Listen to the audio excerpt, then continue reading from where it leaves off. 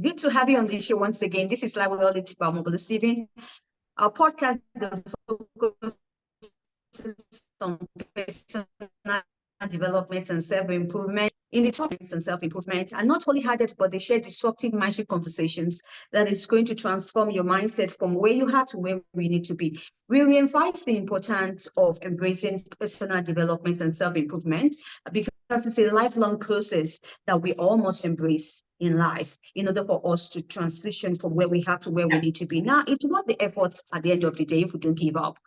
Today, I have Berman Fortgang, who is a career and business coach, a best-selling author, a speaker, and also a TV personality on the show with me. Now, she will be focusing on passion and career and how to navigate between these two. Welcome to Laura Berman Fortgang. Hello, thank you for having me. Thank you for joining me, Laura. I'm looking forward to an exciting time. So how is it possible to keep one's passion? This is a very nagging question in the heart of my audience. And also career intertwined. The question really is, should one let go of one and embrace the other? I think that they can live hand in hand together. But sometimes your passion isn't always the thing that you're going to do for work. You know, when people say I can't find my passion, I don't really think that's true. I think it's more about becoming a passionate person. It's not that one thing in life is your passion, but it's that you embody passion, that you are interested, that you're curious, that you are willing to try things, you're willing to take risks. So when you do find something that interests you, you're passionate about it. I don't think that it's necessarily that there's one passion that we each pursue. There's things that match your values that light you up, and that's what you're passionate about. And I think that career and passion can go hand in hand. That's what I would want for most people, but not always. You know, it doesn't always have to be that your work is something you're extremely passionate about. Sometimes it's a means to an end.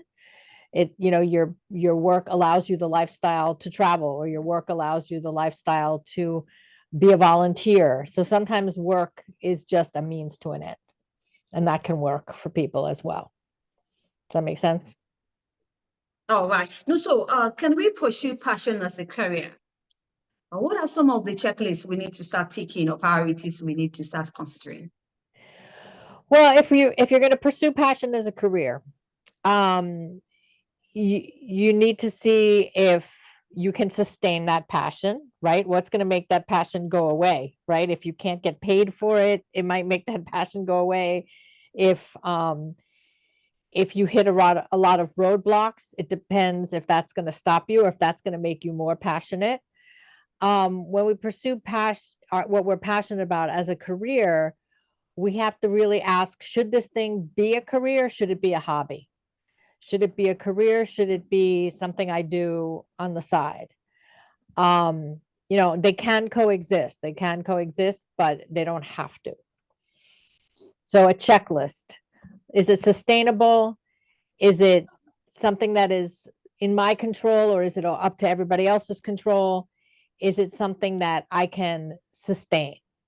Those are the things to look at. Like I can be passionate about ballet, but I'm not going to be a dancer at my age, right? It's not sustainable. It's not likely. But I can be around beauty. I can be around dance. I can be around things that inspire that and that I'm passionate about. I can support younger dancers. I could create a scholarship for young people to study dance, or children who don't have the opportunity to be able to study dance, right? So it doesn't always have to be the way you make money. It just may be the way that you walk through the world. All right. So we have some folks who follow the passion. Now they're trying to turn it into a career. But now let's just get serious, or let's get real here. We know we are really in a critical times where most people are resorting into being an entrepreneur, managing their own business. Now, for the challenges of turning your passion into a career, and then you still having to struggle with financial independence. So with your own expertise and also the experience you've had so far, what are some of the strategies that can help them by? People need to know about you, right? So if you're turning your passion into your career, how are you going to let people know that you're doing this? So there's using your own network and letting people know. There's creating or finding centers of influence, right? So as a coach, I speak to lawyers, I speak to dentists, I speak to public accountants, I speak to people who are in touch with other big circles of people so that they know to refer business to me, right? So you've got your network, you've got your centers of influence, you've got social media, right? What are you going to put out into the world so people know that you're there? So one of the biggest things in turning your passion into your career is your visibility, not just, publicly with social media, but your visibility in your community, in your business community. People have to know what you do. And I think it's really important how you talk about what you do. So many people can't articulate what they do in a way that makes other people want to buy it or be served by them. They make it too complicated and too confusing. So we have to be really clear in our messaging. Right. So what are strategies that can help them to be able to market what they have? What are some of the strategies? Is that what you asked me? Yes. Yes, if they can't really amplify what they have there to the world, it's really a challenge as you just shared now. So what are some of the tips that can help them by?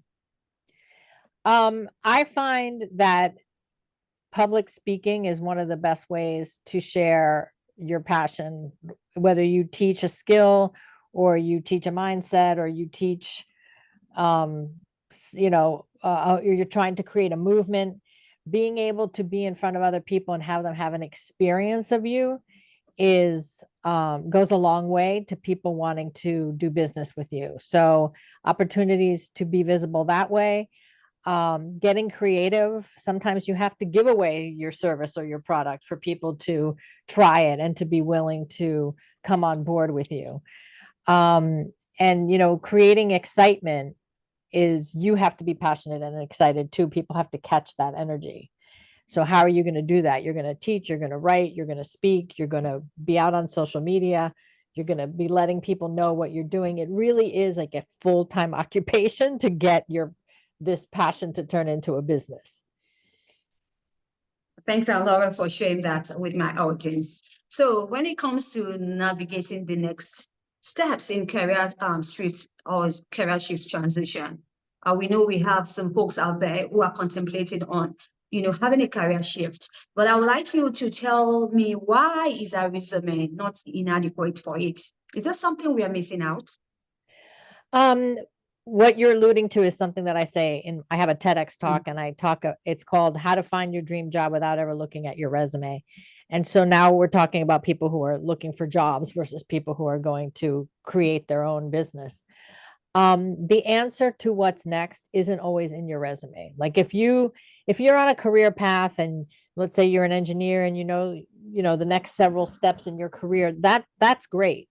But your resume is only a chronological business case for doing something similar, right? Like I have this experience, and so my next step would be this.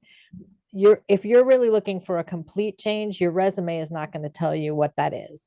I do a life story process with people, and I help them really look at why you've made the decisions to be doing what you're doing. Was it just your parents? Was it social pressure? Was it something that somebody didn't believe in you when you were younger and you decided that you were going to prove them wrong? We have interesting reasons as to why we get into the direction we got into. And when we want to make a change, we need to look at why did I go this way in the first place? Does it still have anything to do with me? Is it still aligned with who I really am? So it's not your resume that's going to tell you that, it's your life story. And I put people through a whole process to have their life story speak to them and have them figure out what's next. So that's why I say no to the resume and yes to the life story. Now, is there really anything like purpose and passion? I'm thinking in my head right now. Purpose and passion, are they interrelated? Is there any code that can help us to uncover them? Passion and purpose. Okay, so back to what I said before, like passion, I think is a way of being. It's you're being passionate, right? You're being passionate about life, or you're being passionate about a certain subject, you're being passionate about something happening. Purpose, I find to be distinct. Purpose is really like what you've been put on this earth to do. And it's not always something that you create. It's more something that you are. So let me explain. So I explain the three words vision, mission, and purpose, right? Vision is what you see as possible. Mission is what you create with your hands, what you build, and purpose is your heart and your soul and why you. Why are you uniquely built to do this thing? So I find purpose to be something that's already in you that you don't need retraining for. It's just how the world uses you, what skill set is there, what um and yes, you might be passionate about your purpose, but your purpose is not a job description. Your purpose is how you interact with the world and how that has a ripple effect.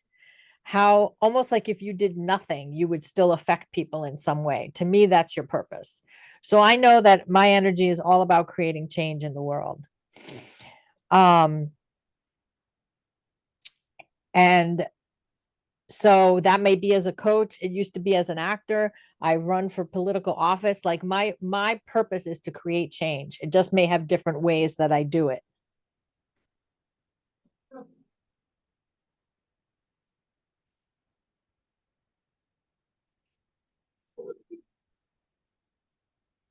All right. Thanks for sharing that. So talking about those who are solopreneur, I was once in that shoe. I was once a solopreneur, talking about being a solo podcast host. Now I have transitioned to become a brand, right?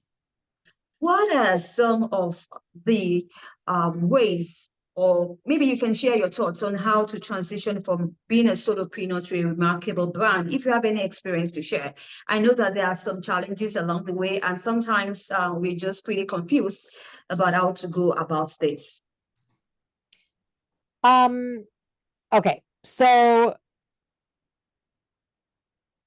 becoming a sensational brand, right? So when you're a solopreneur, you're doing everything. You're fixing the computer and you're sending out the marketing messages and you're doing everything. It's really hard to be freed up to be the brand, right? So the brand is the face of your company. The brand is a feeling, right? So if we go to Starbucks, I don't even like Starbucks coffee, but I like Starbucks the brand, right? I like their stores. I like the neighborhood, that I like the atmosphere they create. I like the things that they put in their store. I like their creativity. So a brand is a feeling that you produce based on your personality or based on what people come to expect from you. So building a brand from a solopreneurship, it doesn't necessarily mean you need loads of people on your team and a PR company and a marketing company, but it just means that you start putting yourself out there in a way that you represent what you want people to feel about your company and the work that you do. So it's a feeling, but how do we communicate that feeling is in the look and the feel of our logo, in our website, in how we show up on social media.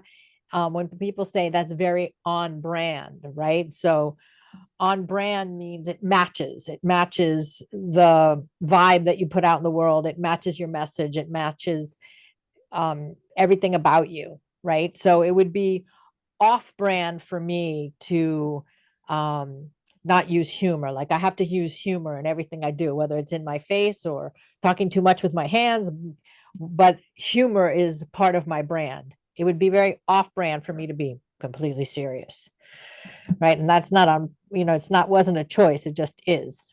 Does that make sense? I'm sure it does. Thank you, Laura. Do you have any exciting news or any projects in the pipeline you're willing to share with my audience? Sure.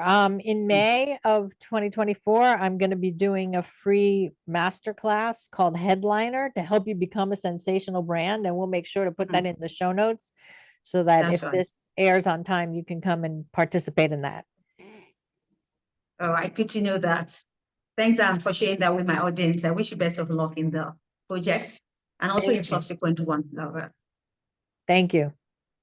Laura, do you have any parting word you'd like to share? I would also like you to share your social media handles and your website. Sure. You can find me at laurabermanfortgang.com. So LauraBermanFortgang.com, laurabermanfortgang.com. I'm on most of the socials as Laura B. Fortgang, the initial B. So come find me on Instagram, Facebook, LinkedIn. Happy to connect with you. Happy to connect also with you, Laura. Thanks once again, Laura Berman Fortgang. You're a career business coach, a best-selling author, speaker, and TV personality, and so much more. Thank you for sharing your thoughts and your insight with my audience, especially talking about passion and career and how to navigate between these important two. My audience wish you best of luck once again, Laura. If you'd like to catch up with any missed episodes of Like Well Lived by Omobola Stephen, you can catch up on any cross-promotion platforms or any podcast distribution platforms you bump into online. Do have a great time as we listen to expert and professionals share disruptive yet constructive mindshift conversations on topics or subjects related to personal development and self-improvement. Till I come your way, I'm Omobola Stephen. I tell you, I'll talk to you soon. Bye for now.